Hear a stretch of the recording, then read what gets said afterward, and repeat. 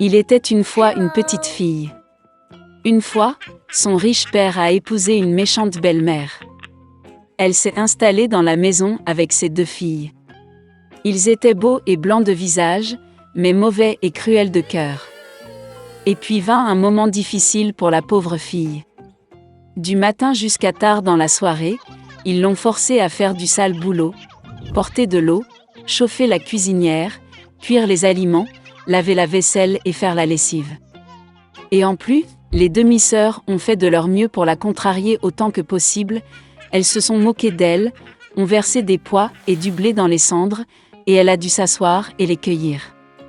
Le soir, quand elle était fatiguée du travail, elle devait se coucher non pas dans son lit, mais par terre, à côté du poêle. Et parce qu'elle était toujours dans la cendre, la poussière et la saleté, ses sœurs l'appelaient Cendrillon.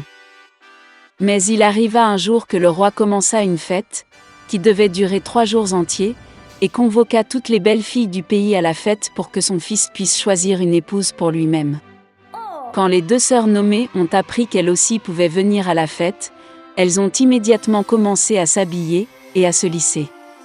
Cendrillon voulait aussi aller danser, mais sa belle-mère ne l'a pas lâchée, car elle n'avait ni robe ni chaussures et elle était sale.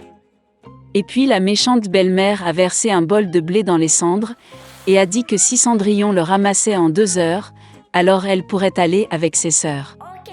Cendrillon est sortie dans le jardin, et a pleuré. Et puis 2 colombes blanches ont volé, suivies par tout un troupeau d'oiseaux différents.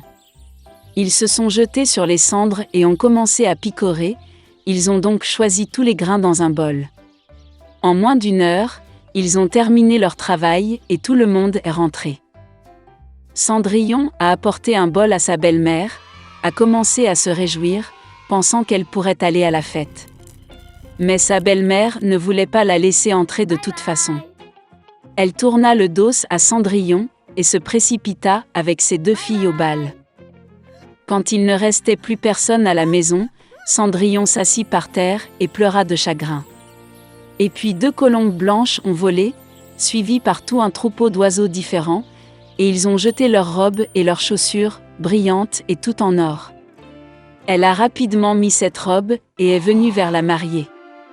Ils ont vu ses demi-sœurs et sa belle-mère et ont pensé que ce devait être une étrange princesse, elle était si belle dans sa robe dorée. Il ne leur est jamais venu à l'esprit que c'était Cendrillon. Le prince est venu à sa rencontre, lui a pris la main, et ils ont commencé à danser. Et il aimait tellement Cendrillon qu'il ne voulait danser avec aucune autre fille. Elle a dansé jusqu'au soir et a voulu rentrer chez elle, mais le prince lui a demandé de la voir partir. Il voulait savoir de qui il s'agissait et où elle vit. Mais Cendrillon s'est enfuie de lui et est montée sur le pigeonnier. Le prince a ordonné de détruire le pigeonnier, mais il n'y avait personne dedans. Et nulle part près il ne pouvait trouver son bel inconnu. Personne n'aurait pu deviner que Cendrillon a été sauvée par des pigeons qui l'ont ramenée chez elle. Le prince était bouleversé et alla au palais la tête baissée. Et soudain, il a vu une chaussure, l'a soulevée, elle était si petite et élégante et tout d'or pur. Le prince a deviné que lorsque Cendrillon s'est enfuie de lui, la chaussure de son pied gauche est restée sur l'une des marches.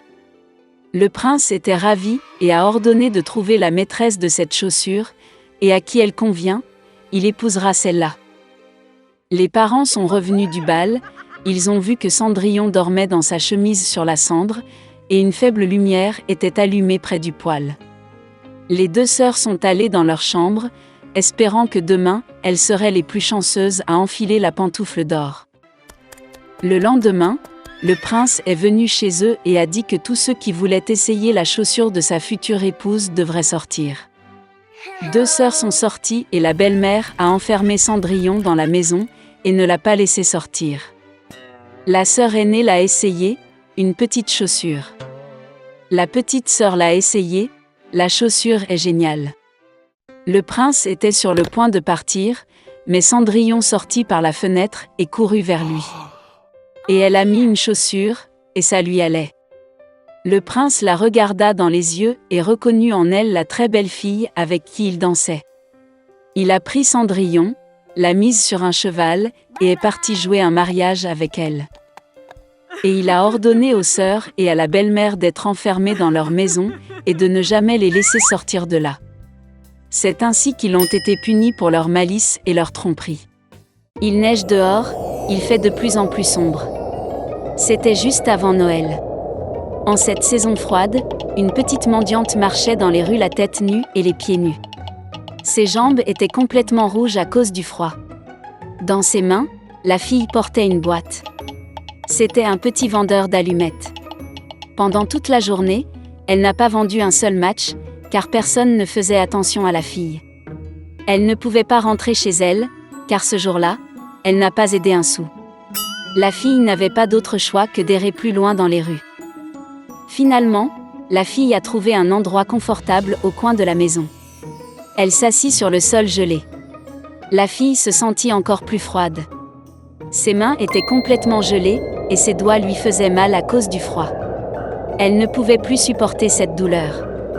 La fille a timidement sorti un match. Les mains tremblantes, elle frappa une allumette contre le mur. L'allumette a brillé et a commencé à brûler avec une flamme uniforme, comme une petite bougie. La pauvre fille le passa de main en main pour réchauffer ses doigts. Elle s'imaginait assise près d'une grande cheminée dans une belle pièce. Cela a rendu la fille encore plus chaude. Mais soudain, la flamme s'est éteinte. La cheminée a disparu, et il ne lui restait plus qu'une allumette brûlée. La fille a allumé une autre allumette. Pour empêcher le vent de souffler, le pauvre se tourna vers le mur. La fille a regardé l'allumette et le mur a soudainement disparu. Une grande pièce élégante apparut sous ses yeux. Il y avait beaucoup d'aliments différents sur une table dressée avec une nappe blanche comme neige. La fille voulait prendre un morceau de viande, mais l'allumette s'éteignit et un mur froid et humide se dressa à nouveau devant le pauvre. La fille a allumé une autre allumette. Maintenant, elle était assise devant un arbre de Noël luxueux. Cet arbre était beaucoup plus grand et plus élégant que ceux que la fille avait jamais vus. Des milliers de bougies brûlaient sur ses branches vertes. La fille ne pouvait pas les quitter des yeux. Mais soudain, le match s'est éteint. Les lumières ont commencé à aller de plus en plus haut et se sont rapidement transformées en étoiles claires. La fille a de nouveau frappé une allumette contre le mur, et quand tout autour s'est éclairé, elle a vu comment l'une des étoiles roulait dans le ciel, laissant une longue traînée de feu derrière elle. Quelqu'un est probablement mort, pensa la fille. Sa grand-mère bien-aimée a répété à plusieurs reprises que lorsqu'un astérisque tombe, l'âme de quelqu'un vole au paradis. Et soudain, sa grand-mère aimable et affectueuse est apparue devant la fille. Elle est apparue pendant un court instant. Et puis l'allumette a grillé entre les mains de la fille. L'image qui lui était chère disparut. La fille a frappé à la hâte tous les matchs restants dans le peloton, histoire de revoir sa grand-mère. Les matchs ont éclaté si aveuglément qu'il est devenu plus brillant que pendant la journée. La grand-mère apparut à nouveau devant la fille. Elle ne l'avait jamais vue aussi belle qu'elle l'est maintenant. La fille a rêvé que cela ne finirait jamais. Grand-mère a pris sa petite fille par la main et ensemble, ils ont volé haut dans le ciel, où il n'y a pas de faim, pas de froid, pas de peur.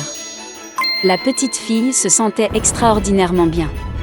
Et juste à ce moment, une étoile a volé dans le ciel. Par un matin glacial, au coin de la maison, ils ont trouvé une petite fille allongée sous le mur. Ses yeux étaient fermés. Un rougissement joua sur ses joues. Un sourire affectueux illumina son visage. Il y avait beaucoup d'allumettes brûlées autour de la fille. Personne n'avait aucune idée des miracles qu'elle avait pu voir, et de quelle beauté ils avaient rencontré cette nuit de Noël avec leur grand-mère.